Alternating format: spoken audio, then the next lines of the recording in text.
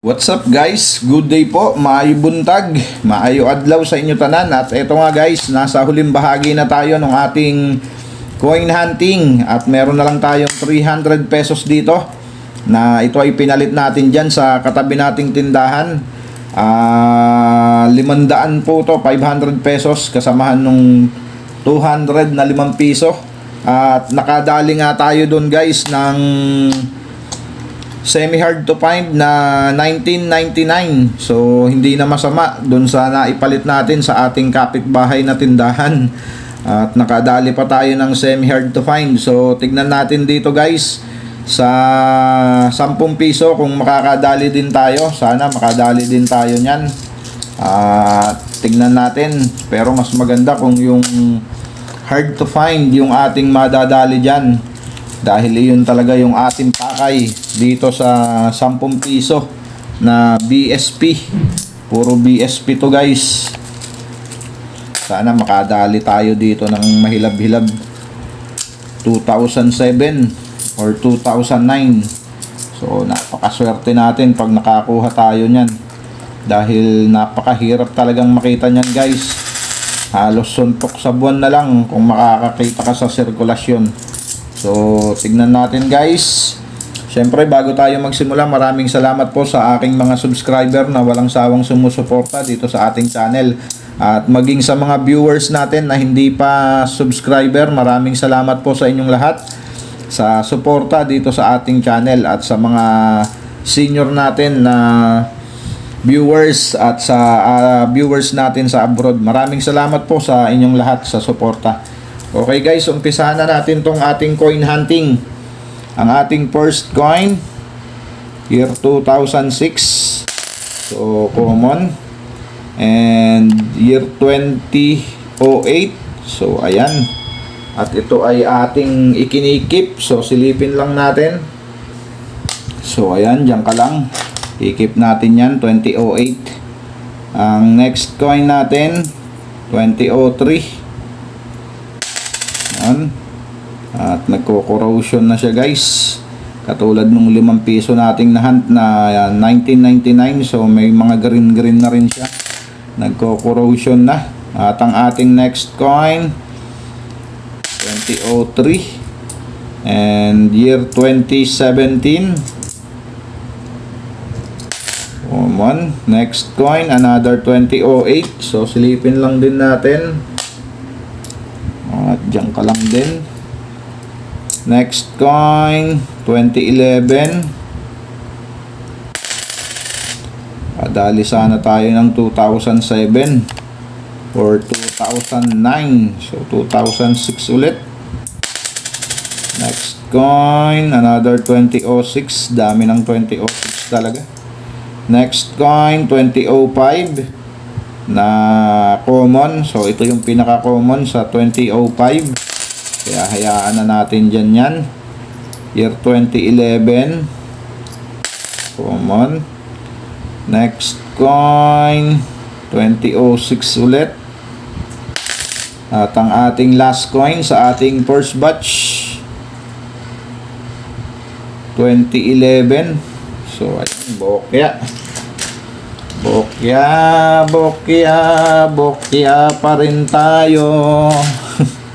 At ito guys, yung ating second batch. Sana pala rin tayo dito ng 2007 at 2009. So ayan, bago tayo magsimula dito, baka hindi ka pa po nakasubscribe sa ating channel. So pasuyo na po ng subscribe button dyan guys sa ibaba. At yung notification bell po, huwag nyong kakalimutan. Pagka-pindot nyo po ng bell button, so pindutin nyo po yung all para kayo po yung unang makaalam ng ating bagong upload. So ayan. So umpisahan na natin yung ating second batch. Sana pala rin tayo. 2003. Next coin 2015. So ayan o. Madalang na rin yan. Ayan, dalawa pala dito, 2015, 2013 at 2015. So napapansin ko sa ating mga coin hunting na ginagawa, medyo madalang na silang dalawa guys. Baka sila yung susunod na semi hard to find. 2013, lalo na 2013. Okay. Proceed na ulit tayo dito. Year 2010. So, common. At mayroon na naman tayong 2008 dito. Ayan, tatlo na sila. Pero common lang yan guys ha. Next coin, 2002. So silipin lang natin. At ito yung common na 2002, yung Palmera shape na stars. So extra pointed stars yung ating hinahanap dyan. At ang ating next coin, 2006. So common.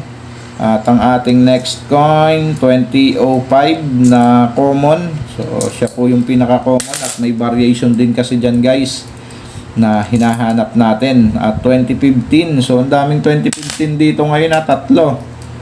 Katatlo na tayo nung 2015. Okay, common.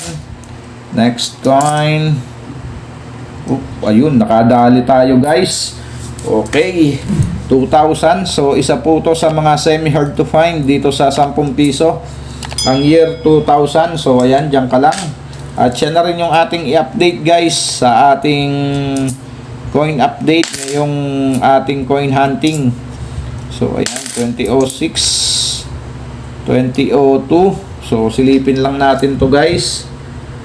So common lang din. Next coin, 2002 ulit. So silipin lang ulit natin. At siya pa rin yung pinaka-common na 2002. At ang ating last coin, year 2011. So ayan, bokya tayo sa 2007 at 2009 na napakahirap talaga. So pero nakadali naman tayo kahit papano. Napakaswerte nung ating pinalit sa tindahan na halagang 500 na yun ha. Doon sa 5 piso nakadali tayo ng 1999 na semi hard to find din. At dito sa 10 piso semi hard to find ulit na 2,000. So ayan, parang magandang magpapalit doon ha. Okay, alamin natin ang status nito guys sa Numista ngayong 2025, kung ano na ba yung collector's value niya. So punta lang tayo dito sa ating kaibigan na si Manggug. 10 piso yun na BSP. At dyan nga tayo. At eto na nga tayo guys sa ating i-update. At diretso na tayo sa kanyang year 2000 Millennium Coin kung tawagin guys. Yan, year 2000. So may isang variation lang, reverse 1A. At ang kanyang frequency 6%. So ayan, medyo malaki-laki na yan guys. Pero ito ay semi hard to find. Sa very fine condition guys, 26 pesos. At sa extra fine, same lang sila, 26 pesos. Sa AU condition, 80 pesos. At sa uncirculated condition, 180 pesos. So malaki-laki na rin pala yung kanyang collector's value guys. Sa uncirculated condition, 180 pesos. So ayan, hindi na masama kung may hawak kayong uncirculated condition at AU condition. So ayan guys, ang kanyang status ngayong year 2025, 180 pesos sa uncirculated at 80 pesos sa AU condition. So ayan, ayos. Madadagdagan na naman yung ating semi hard to find na year 2000. So ayan guys, maraming salamat po sa inyong lahat. Keep safe always and God bless.